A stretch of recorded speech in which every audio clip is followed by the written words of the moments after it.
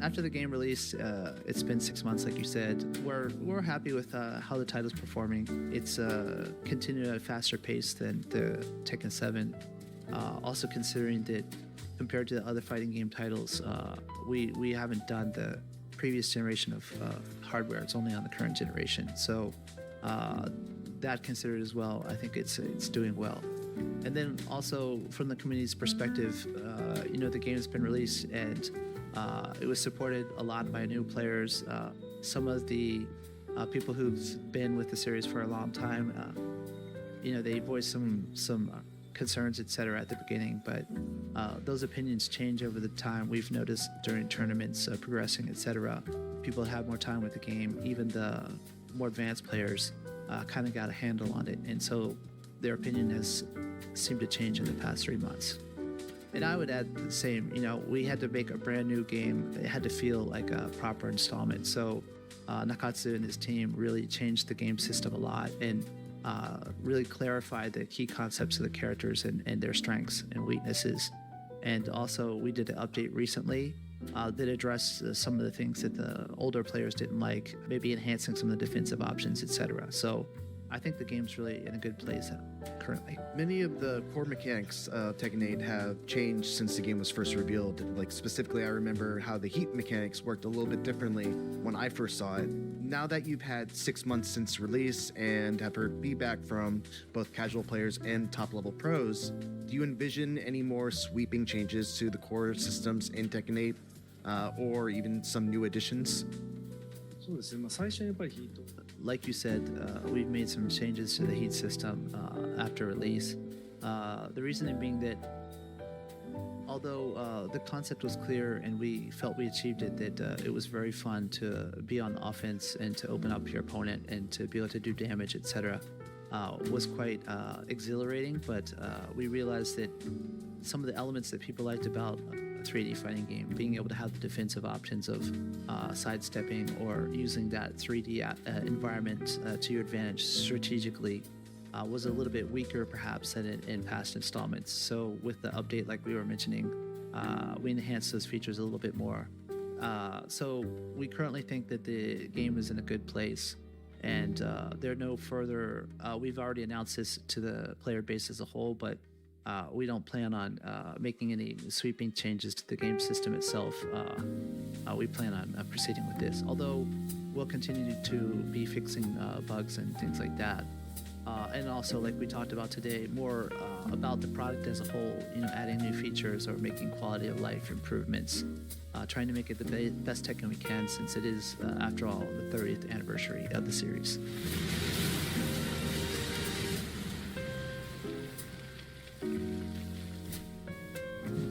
So Tekken has historically been a series that has included some kind of off-the-wall characters like Gon, Bokujin, Roger, Alex, Kuma, and Panda.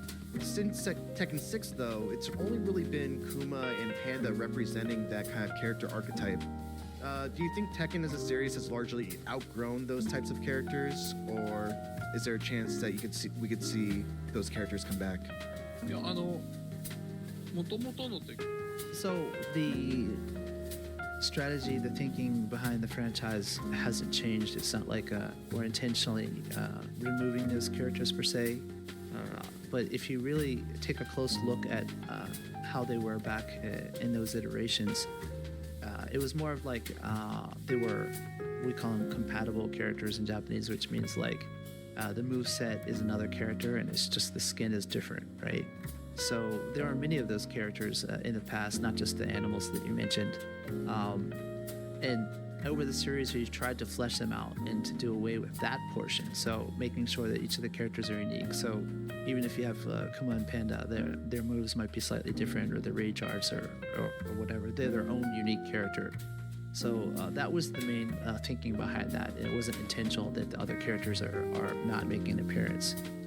That said, in order to get everyone's favorites and then also include characters like that, we'd have to have a roster of like 60-some characters, which just isn't viable from a launch. And then also for the player base to learn how to play against that number of characters is a lot. So we wouldn't say they're not going to make an appearance ever again. That's just the current state. So guest characters have been an important trend in fighting games, and Tekken obviously.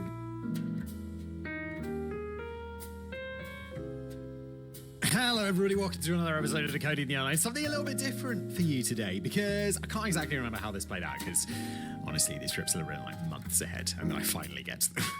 But I think I had an idea, or Kevin had an idea, and then he was like, this isn't big enough for like an episode, because we need to hit like, I don't know what, at least 20 minutes, half an hour for these, otherwise they're just not really full episodes and everyone gets disappointed. So Kevin was like, yeah, let's just do more than one in one episode, and I'm like, okay, why not? So that's what we got today. The creepiest mysteries discovered in video games. A little bit of a listicle, if you could call it that. Those do well on YouTube, or at least they did back in the day. Still do. Okay, the format of the show, if you're new here, Kevin writes it, I read it. Never read it before. Let's go.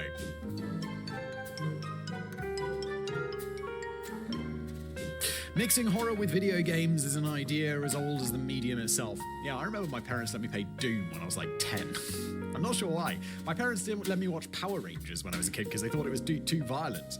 But video games seemed to get a complete pass. So I was playing like Doom, you know, the original PlayStation 1 version or whatever as a kid. It was scary, dude. The oldest horror games date back to the 1970s, though they would obviously be hilariously tame by modern standards. Compared to games like Resident Evil and Silent Hill, these old games are a laughable relic of the past. Even Doom, I feel, is pretty laughable by today's standards of like VR horror games. Like, I played a zombie game in VR the other day with a mate of mine, and I'm like, dude, this is actually scary. My heart is actually racing. Of course, few video games are capable of creating a genuine feeling of horror or fear in the player. Horror games often rely on cheap jump scares that may be startling but don't instill any real sense of fear. I've been playing video games nearly my entire life, and there is only one game that ever truly scared me. It was Eternal Darkness for the Nintendo GameCube. Oh my god, it's a blast from the past. Nintendo GameCube. What happened to that?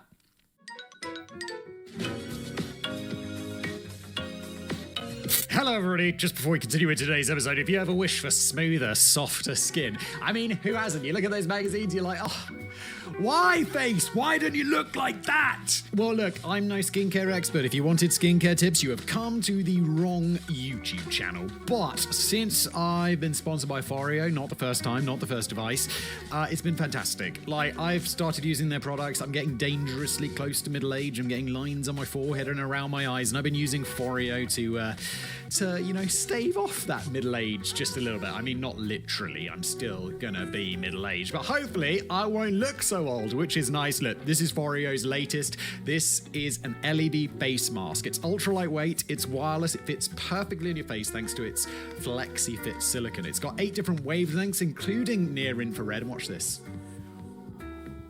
It just lights up like that. Isn't that brilliant? Isn't that amazing? It tackles the signs of aging and other skin concerns. I've been using it for a while. Along with all the other Foreo products that I've tried, they make my skin smooth and less dull. It's just nice. I'm not an expert, but I'm just like, oh, there, look at that. That looks better. You just wear it with a clean, dry face. You apply a primer if you want, and you put the mask on with the headband, and bada bing, bada boom. You change the LED colors for the different programs, and it's just like that. You can do it in the FAQ Swiss app, by the way. So this is the FAQ 202 from Foreo, and right now they're celebrating their 11th birthday with amazing deals on the website. Plus, you can use my code unknown11 for an extra 11% off, which is brilliant. So if you'd like to transform your skin, get the FAQ 202 by Foreo. Your skin will thank you. Big thanks to them for sponsoring, and now back to today's episode. Eternal Darkness was a creepy survivor horror game with a unique mechanic. Most games had a health bar for your character, and if there was magic involved, there would be a mana bar used to cast spells. Eternal Darkness had both of those, but it added a third resource, sanity. Ooh, I like that. That's clever. As your sanity was depleted by enemies, weird stuff would happen in the game. You might see blood dripping down the walls, the camera could get distorted or tilted, and you could even see monsters that weren't really there. Those monsters could still kill you, but they would disappear if you restored your sanity. However, the developers were also dicks, and they decided to toy with the sanity of the actual player rather than just the character you were controlling. Whoa, how? One night I was playing Eternal Darkness and decided it was time to save my game before going to bed. It had been an hour or two since the last time I had saved my progress, so imagine my terror when I went to the game menu, clicked on save game, and was suddenly met with a blue screen of death instead of seeing my game save as normal. They're just fucking with you, aren't they? It's just gonna be like an image of blue screen. Eventually the game went back to normal and I was allowed to save, but by that point I'd already frozen in place and dropped my controller in horror. It's probably the most clever thing I've ever seen done to scare a player. Granted, there is no blue screen of death on Nintendo consoles, but this was back in 2002 when getting one from Windows felt like a near daily occurrence. Yeah, I haven't seen a blue screen of death, which is, when your computer crashes and you get that just very bright blue screen with the white text in it, which, I don't know, to a non-super technical person like me, it's just like, oh, a system error, huh? Okay, let's press the restart button and hope that doesn't happen again. The implications of that screen were so ingrained in all of us that I didn't have time to logic my way through the fact that it couldn't have been real. However, not all creepy things found in video games have been so innocuous. Sometimes, the things that appear on our screens could have truly sinister and mysterious backstories. And this isn't restricted to just horror games either. So now, it's time to talk about mini-golf. Okay, I've recently been, well, not recently, it's been a few months actually. I got quite into, what's it called? There's a golf game that you can play on the Oculus, and they've got like a little putting green. I got sadly compelled by the putting green. Just putting. And then they'll be like, do you want to go out on the main golf course? No, just like putting. I am a sad man. Sentei's Missing Children.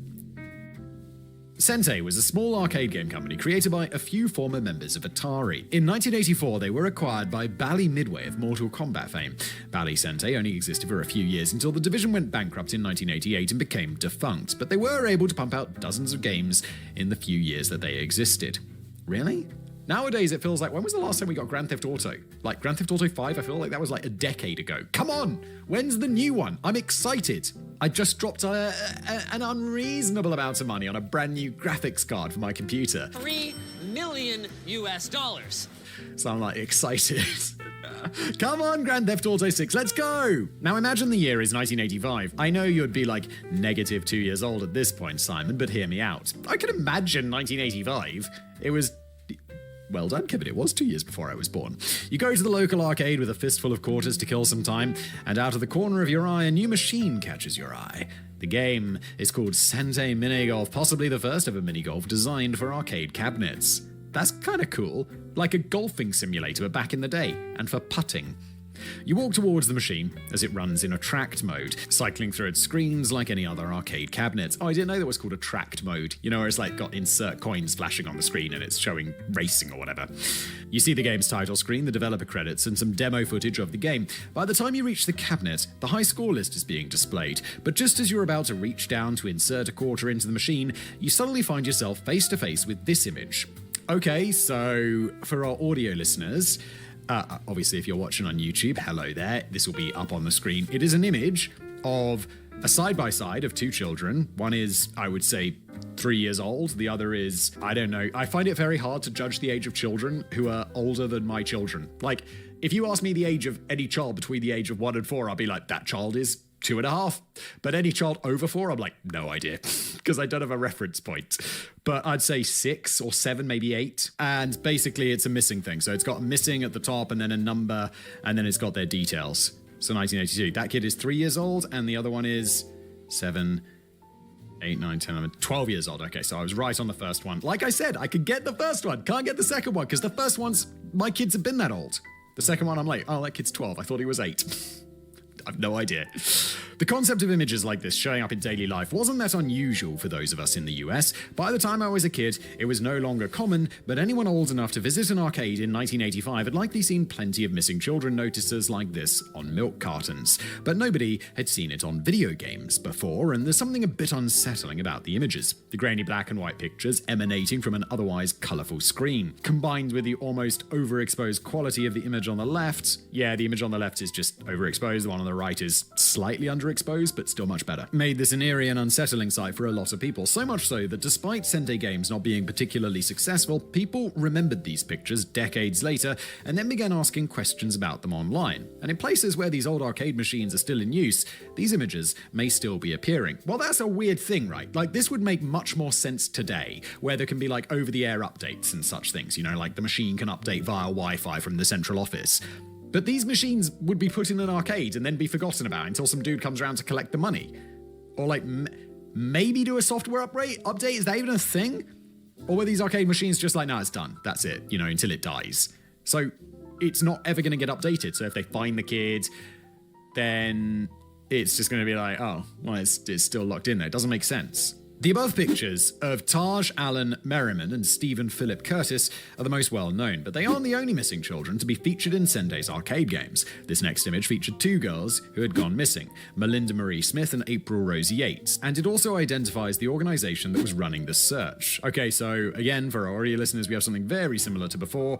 Missing at the top, a 1-800 number, two pictures of children with their information below, and then in the center, Hide and Seek Foundation vocal, that says vocal, just like a logo of a company or a search organization in the middle of the screen. Okay, these two screenshots both appeared in different versions of Minigolf, with another Sente game, Stompin', featuring pictures of Daniel Godfrey Owens and Charles Brandon Morris, both of whom disappeared in 1985. So what exactly was happening here? Fortunately, we do have some idea what was going on. In an interview, one of the creators and developers of Sente Minigolf was asked about the missing children images. Wait, isn't it just someone at the computer game studio or whatever who's putting these together is like, I've got a good idea. There's those missing kids, right? And they're on the side of cartoons. You know where kids are on the side of milk cartons. You know where kids actually look? Arcade games. So let's put pictures of missing kids in arcade games. It's kind of clever, isn't it? What's the big mystery? In an interview, one of the creators and developers of Sente Minigolf was asked about the missing children images. He explains that he was asked to add them to the game as a new way to test spreading the word about missing children. Okay, so far so sensible. Other interviews state that the FBI had specifically reached out with a request, which is certainly plausible since the images were sourced directly from the FBI. However, why they would have reached out to such a small developer instead of a larger one remains unclear. Probably because they got more sway. And they can test it. If they just reached out to like Atari or whatever and put it on like every Pac-Man machine. Kevin, I know you're probably listening to this, but I'm like, Something to Atari doesn't make. Who's watching? Say hello. I don't know, I'm just guessing. I don't know. But there'd be like, that's a very large rollout very quickly. By targeting a smaller developer, they can test the impact of it before asking a bigger developer to do this. And the bigger developer's also more likely to... Gigabyte AI Top Utility is the software designed to fine-tune pre-trained LL to say no. Perhaps it was because the biggest game developers were all in Japan at the time, so they were just contacting whoever they could in the United States. Fair play. Of course, there was no commercial internet to speak of. There was no way to connect the arcade cabinets to a server where information could be updated, which meant that these images had to be hard-coded into the game. Arcade cabinets feature a number of dip switches that control various features of the game, such as the price per play and difficulty level. These were historically only accessible to people who owned physical cabinets, but emulation has changed all of that. The premier arcade emulator is known as MAME, or Multi-Arcade Machine Emulator. One of the many features of MAME is that you can set and adjust the dip switches. Minigolf was essentially completed by the time the request came in, so the developers just added 3 dip switches to control the missing children message. The first switch, labelled Display Kids, that caused the images to appear on the screen while it was running in attract mode. The other switches are Kid on Left Located and Kid on Right Located, which would put the word located in red text over the corresponding image. Okay, that makes sense. It feels like a lot of, like, a very permanent thing. Because, I mean, I guess there are kids who just go missing and are never found, which is, like, a dark thought that I just want to quickly move on from. But this is a very permanent thing. It was honestly a clever idea in theory, and it's not like arcade cabinet attract modes didn't feature other messages as well. For example, anyone who grew up in the 1980s almost certainly had seen an arcade cabinet flash the FBI logo and the message, "Winners don't use drugs." There we go, spreading the good word. Notable people who didn't see their message include Lance Armstrong. I was just about to say, like, dude, have you not heard of Sports Doping? Maria Sharapova and Doc Ellis, who threw a no-hitter while tripping balls on acid. But while it may have been clever in theory, in practice it appears to have been an unsuccessful campaign. Among other reasons it was unlikely to work is that it was just way too creepy. The images were so sudden and jarring, and they were made all the more eerie by the game's normal and upbeat sound effects playing in the background behind the images. Why can't you just turn that off when the images are on the screen? That's weird. Although these images have been the subject of discussion on the internet for decades, there is still one question that remains. What actually happened to these children? Well, they were all happily found. Oh, I lied. I just said that because that's what I want to hear, but I know it's not going to be the case. I hate you so much. Sources typically state that of the 6 missing children shown, only Taj Merriman was ever located. In a forum discussion about these missing posters, a user managed to find an odd newspaper article stating that Taj was the victim of a family kidnapping, having been taken by his mother. It's unclear when he was found, but she was convicted 3 years after his initial disappearance. Previous investigations have also found a Stephen P. Curtis who was the right age, down to the month, and living in the same general area as the boy who had gone missing. Though it's likely this is the same person, it's not a particularly unique name. Similarly, an appropriately aged Daniel Owens and Charles Morris have both been identified as well. I can't say with absolute certainty that those 3 men are the same boys that went missing in the 70s and 80s, but there's a decent chance they are alive and well. And if you know them, and you're listening to this shows like quite a few people watch this these days. If you know one of them, or like know someone who knows one, be like, Yo, dude. what's his name? Charlie. Sea Dog. Is this you as a kid, Charlie? While there are pictures available, it's hard to compare a picture of a man in his 40s with a low-quality picture of a 5-year-old kid and say that it's the same person. Fortunately, I managed to find something that other investigations were unable to regarding one of the missing girls. Thanks to a 1997 yearbook, I can say with absolute certainty that April Rose Yates was recovered. Not only Kevin doing some detective work. Not only did the high school photo share some rather astonishing similarities to the picture of her as a young girl, but there was a childhood photo of her in the yearbook as well. It wasn't the same photo used for the missing poster, but it is unmistakably the same person. That just leaves Melinda Marie Smith. Though Smith is a painfully common last name, that spelling of Melinda is a bit unusual. Melinda. Oh, with an A. Malinda, rather than Melinda. With an E. Okay, and that should narrow down the search quite a bit. Unfortunately, that search turns up absolutely nothing. Neither I, nor anyone else, seem to have been able to find any information on if she were ever recovered, or if she might be alive somewhere today. I also mentioned earlier that Scent was a small... The problem is also Melinda Marie Smith is a woman, and... and that's a problem. No, I mean, if she got married, her last name probably will change, which will make, her more difficult to find. I also mentioned earlier that Scent was a small developer who folded after just a few years, despite being fully owned by Bally. As a result, there aren't ROMs available of all of their games. Some of the games they produced have faded completely into obscurity, lost to time. This means that there may have been other missing children featured in some of Sentei's games whose images haven't been rediscovered. As such, there's no way to know how many people went to the arcade back in the 90s only to come face to face with the image of a lost child who was never found.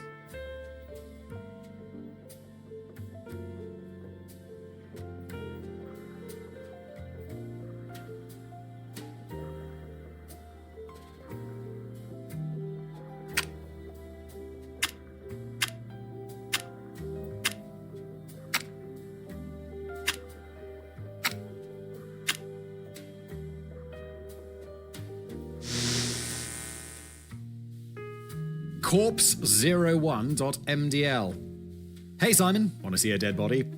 Not particularly, but I can see I can see the picture because it's on my screen already. You see, and it's like a not pixelated. What's it called? Where you can see the jagged edges in a video game. Like is that aliasing? It's like aliased. It's a digital body. Don't worry, it's just going to be a screenshot from a video game, allegedly. Half-Life 2 was the much-anticipated sequel to Valve's critical and commercial success Half-Life. God, Half-Life 2 was a banger of a game. And Half-Life 3 is the very much-anticipated sequel to Half-Life 2, and a thing that is definitely going to happen someday, I promise. It's been 84 years. However, Half-Life 2 went through some serious changes during its development. The original game was much darker, but a lot of the grittier elements were toned down after a beta version of the game was leaked. But not all of the darker elements were removed. There's a minor character in Half-Life 2 known only by his asset file name, corpse01.mdl. The original beta version of Corpse01 had a larger role than in the released game, but he was still a minor character. However, the character model was extremely popular and has been prominently featured in many other games built on Valve's source engine, such as Gary's Mod. For anyone unfamiliar, this is Corpse01. Wait, Kevin left me a note that I was just reading. And he says, don't feel obligated to look at it if you don't want. It's a screenshot from Half-Life 2. How can I not look at it? It's on the screen. It's there. I've already seen it. It's a screenshot from Half-Life 2 included for the editor's benefit, but it's even creepier than it first appears. Oh no, what am I missing in here? His face is like, it's really quite graphically grim, and he's watching some dude on the TV for some reason. The corpses. Okay, let's find out. This character model appears many times throughout Half-Life 2 on corpses whose lives are ended in a variety of different ways, but there's always been something about this texture that people find particularly eerie. Though not as dark as the original beta, Half-Life 2 is still a pretty dark game. Even so, something about this character model just seemed off, almost as if it was too lifelike. Perhaps that's why Corpse01 has become such a popular asset in other Source Engine games, because it was so different than all the other models. Oh god, was it actually modeled on like someone's like burned corpse? That's really grim, Valve. What the if that's true? And for 20 years, that's all Corpse01 was. Half-Life 2 had cutting-edge graphics at the time, and this was just an overly realistic video game asset thought to be a leftover relic from the game's much more intense original beta version. But in late 2022, that all changed thanks to a post on the subreddit r/iBleach. Before it got banned from Reddit, iBleach was a community for sharing some of the most brutal gore on the internet. God damn. Just reading someone's description of videos that were posted there is enough to make me extremely uncomfortable. A user posted some pictures to iBleach that they found particularly gruesome. The user claimed that these images had come from a forensic pathology textbook, though to the best of my knowledge, that textbook has never been found. It's possible the book was identified on the original thread, but unfortunately, the way that the Wayback Machine works doesn't allow you to view subreddits that are marked as 18+, so I can't go scour the iBleach archives. Honestly, Kevin, probably for the best. However, the original image is very easy to find for any of you that truly want to. Don't. Wait, have Valve taken this image from like a pathology textbook of a horribly burned corpse and used it to model one of their dead bodies in their game? That is truly grim. Of course, there's very little need to see the original image, as it's almost identical to the face of Corpse01.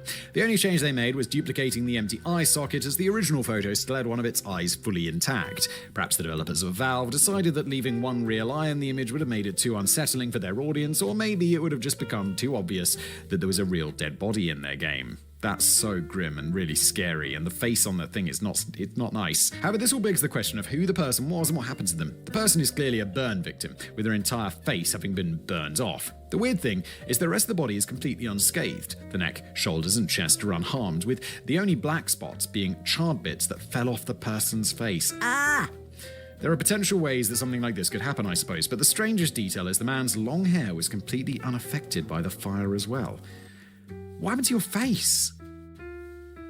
It's as if someone intentionally burned that person's face off, and this has become the main speculation. The most common story that appears online is the person was the victim of a mafia hit, and that the face was burned off with a blowtorch. I'm certainly not going to suggest that the mafia wouldn't do something like this, but since the man's identity is unknown, this is pretty much just baseless speculation that has been repeated so many times that it's turning into fact. Yeah, it's like, oh, what happens if his face was burned off by the mafia? Based on what? Based on what? Then again, there's not really a better explanation for what happened. I've seen the idea floated around that the body could have been donated to science and the face was then burned off to demonstrate severe burn damage for the purpose of a textbook. However, as far as I can tell, something like that would be extremely unethical and would never actually happen. Wait, it wouldn't? Why is that unethical? If someone's donating their body to science, don't you go thinking that it's just going to be used for, like, curing cancer. Like, donating your body to science, all sorts of crazy shit can happen. Like, there's body farms. Well, they'll just, like, leave you in a field, like your body in a field, just to see how decomposition would happen. Or, like, they'll be like, oh, well, we just wanted to see what happens when we place a body on an ant's nest. Oh, that's terrifying. We just wanted to see, just in case we find a body on an ant's nest someday, we need to date how long it's been there. I mean, this seems fine. Like, if you're donating your body to science, yeah, maybe your burned face will end up in a textbook to demonstrate severe burns. It's science. I don't have a... Is that weird that I don't have a problem with that? Yep. Like, you've donated your body to science. You donated it to science. It's done. It's a shell. I like my shell. But once I'm dead, it's just a shell. Maybe in the 1930s or something it could have, but the photo is too high quality to be anything that old. Whatever happened to this man, it almost certainly happened before he wound up in the hands of forensic pathologists. But what was that? What that was, and who he is, may be forever a mystery. Even if the original textbook is uncovered, medical confidentiality standards means that no names will be included to identify the cadavers contained within the textbook. Good. I think this is much better that we don't know who this random burn victim is. I think that's way more respectful. Let's just leave it at that and not dig into it too much, okay? Station.exe. This mystery isn't nearly as morbid. Good. It's just downright weird. The game was first posted to 4chan's paranormal board /x/ in 2013 as a single file, station.exe. If you're downloading an exe file from 4chan, what are you doing? What are you doing? According to the user that uploaded the file, they had purchased a CD containing this disc at a tech expo. Some reports say that he purchased the disc intentionally, while others say it was hidden in a jewel case beneath the disc he was intentionally purchasing. Oh, a jewel case. Like those old CD cases. Are they called jewel cases? I didn't know that. I can't confirm for certain which is the official story, but it doesn't really matter since it's undoubtedly. Hello. Who is this? Downloaded Station EX. Losh. Your name is Losh. Shocking. Ayash. Where are you from? That your name, if it's Losh, it means something in my language. Designed to be creepy just for the hell of it. By itself, the game was nothing special.